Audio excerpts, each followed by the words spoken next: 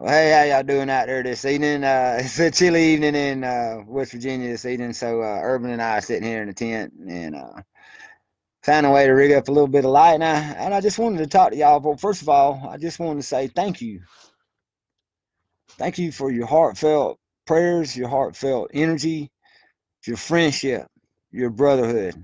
Y'all have carried me through the last week of my life, and it's been pretty rough. It's been pretty rough. Um, y'all know what's happened. I'm not going to go over it again, but I'm not the kind of person that sits in my own self pity. I don't sit in a mud puddle anymore and sling mud pies at people.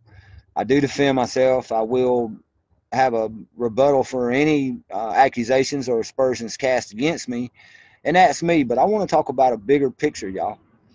Because see, a dear sister of mine reminded me tonight, earlier today, actually, that what was going on with these two men attacking me and my wife Karen Sue is really just the whole mindset of so many people in this country right now. And as bad as I hate to say this, y'all, there really ain't no good side or no bad side to this, because if you want to say it's the left or the right, they both just find talking points to argue over, and nobody has any solutions.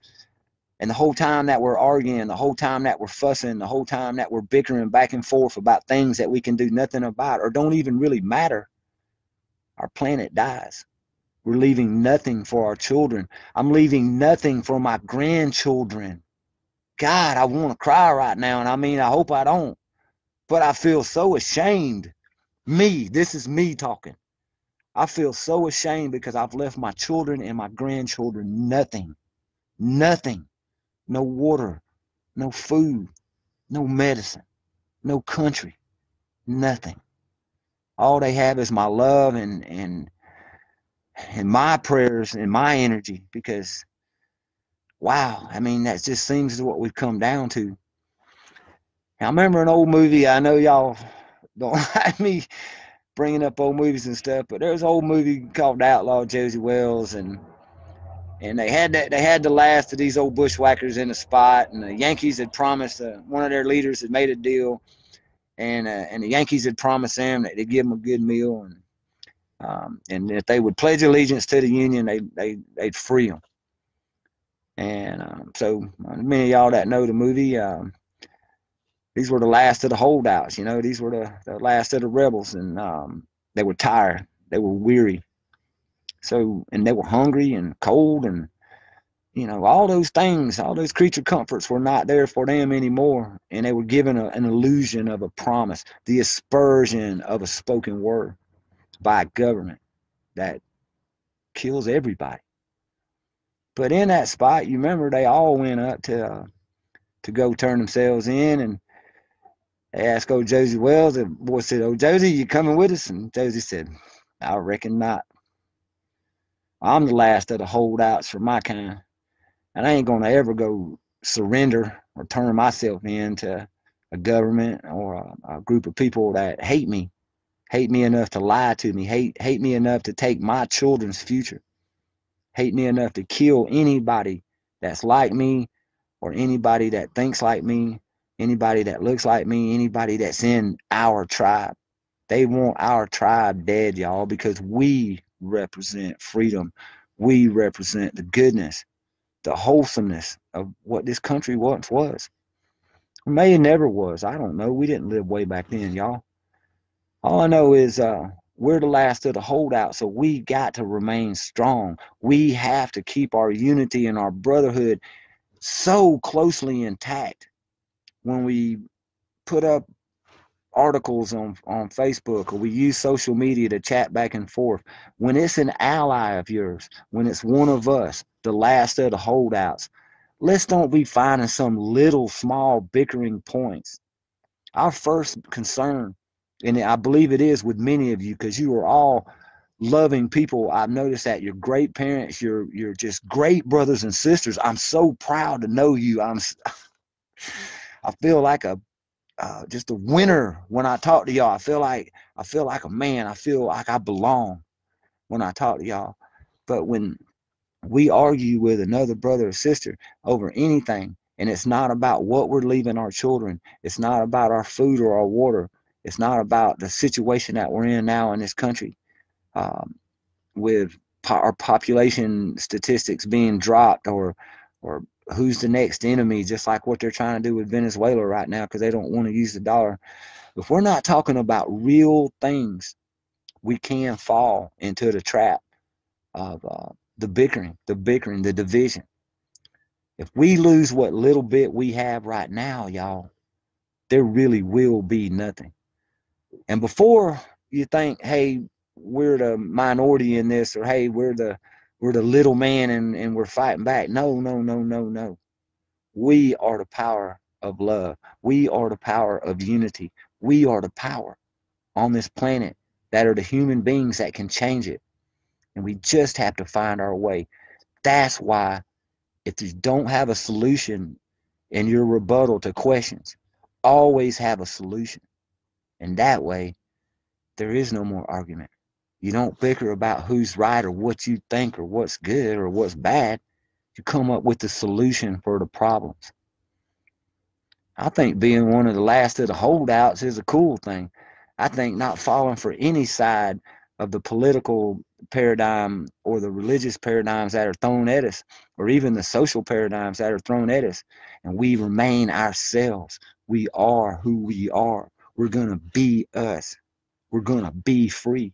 And when we die, we're going to laugh death in the face and dance with that son of a bitch.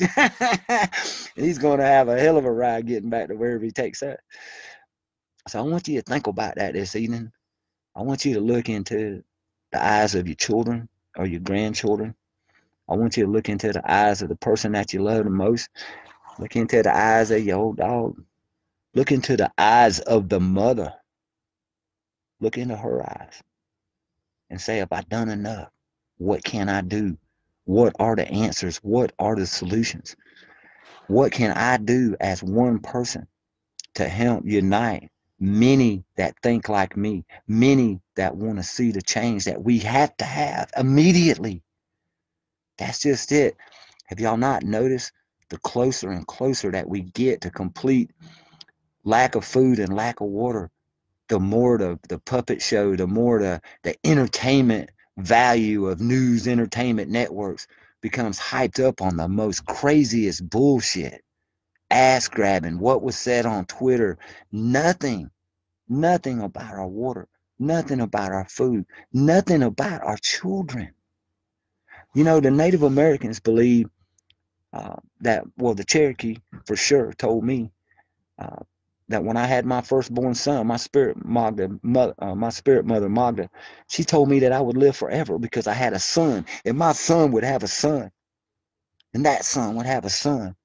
You get it? And it don't have to be the son, y'all. It's not that way to me. What I saw was when we give life, we carry on. And if we don't give life, we can still carry on as an uncle, as a brother, as a friend, as a big brother, as a big sister. You get it? But they're the ones that are going to carry on into the future. And we left them nothing. We left them nothing. And I hope that y'all feel somewhere deep down inside a little pain of shame. It's not your fault. I understand that. You're not Halliburton. You're not ExxonMobil. You're not the United States government. You don't go to war with people. You love people. You try to do the best you could. You probably plant gardens, and I bet you care. I bet that you care. I bet all of your hearts are so big because I feel so many of you. Y'all's energy is overwhelming. But the thing now, I'll keep it personal. I'll keep it personal with me. The thing with me right now is I know in my mind that I could run to the hills. I could go to the swamps. I could go anywhere and disappear.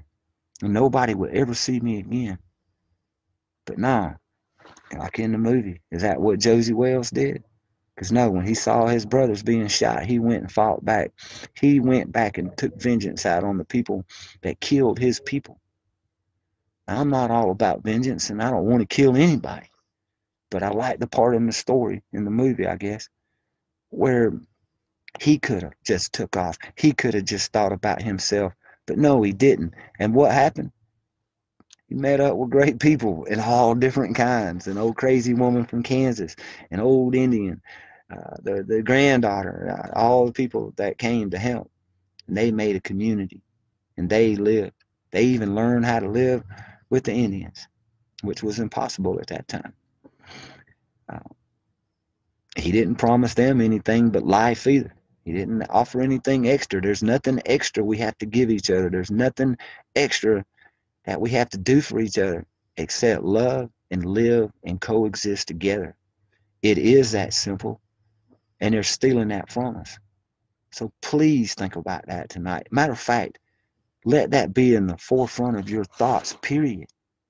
Think about what we're leaving our children and what we're doing with the community of people around us that we love today. And are we just going to quit and run off? Yeah, that sounds good, don't it? I mean, that sounds like, hey, I can just get out of here. I can, it won't bother me no more. I don't have to put up with this. But yeah, I do got to put up with it. And yeah, you do got to put up with it because you're not a quitter. You're not a failure. You're not alone. Oh, you are not alone. I thought I was alone. And the first thing I felt was my Karen Sue. And the next thing I felt was all of y'all. So somewhere in this world, somebody loves you. And if you don't think they do, guess what? I love you. I love you very much. So if you need to talk or you need to explain yourself or you need to explain your situation, talk to a brother. Talk to me. Talk to anybody. But we can't just go on sitting back and losing allies every day. Every day they put up fake articles. Every day they put up news things.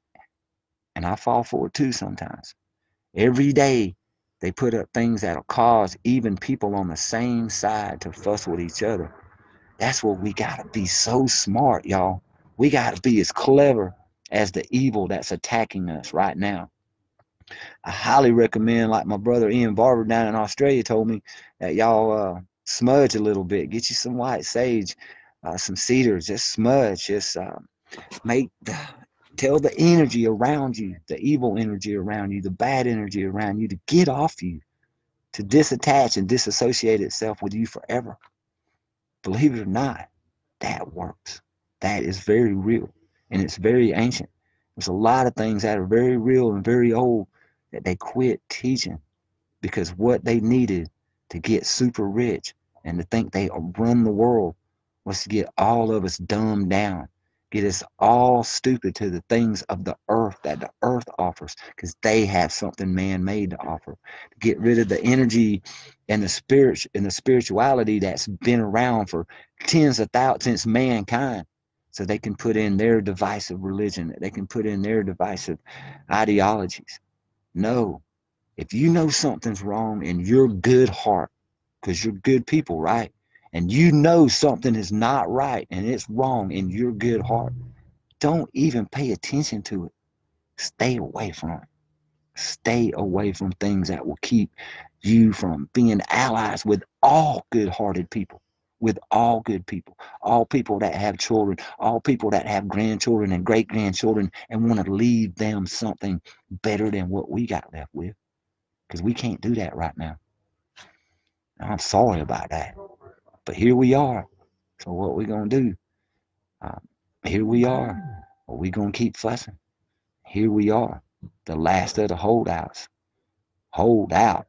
Hold out for what is good. Hold out for what is pure. Hold out for the things of the earth. And I don't mean throw God to the wind or the creator to the wind. Just don't forget about the earth. Don't forget about the things here that people have used for tens of thousands of years. It's just been these last 100 years that have been really sick and crazy since the Industrial Revolution, at least, and the military industrial complex had spawned from that. But man, they have already made enough money off us, y'all. They've already killed enough of us. They've taken enough from our lives. It's time to just take our life back. I'm not so much caring about destroying the enemy as I am about just taking back my power and my life. Because it's mine. It's mine to do what I want to, and yours is yours to do with what you want to. So do what you want to with your life. Be free, live free, and die living. And that's the only way to go, y'all. Everything else has been a lie. Everything else is an illusion just to keep you a little cash cow, just making them cash. Think about that tonight, y'all. I'm going to get off of here and maybe watch a little, listen to some music, actually. I feel like listening to some music tonight. So I'm going to lay back and listen to some music. But I'm going to be thinking about my allies. I'm going to be thinking about the people that love this planet and that love their brother above any of the other talking points or other things that I can come up with. And I'm going to try to find a way to give my grandsons and my granddaughters a better future. At least something to look forward to besides some new world order fascist government that has completely toxified my country and my land. Think about that. I love y'all. Peace, and don't live in fear. You have allies, and be proud. You're the last of the holdouts. You are the difference. You are the change. Peace.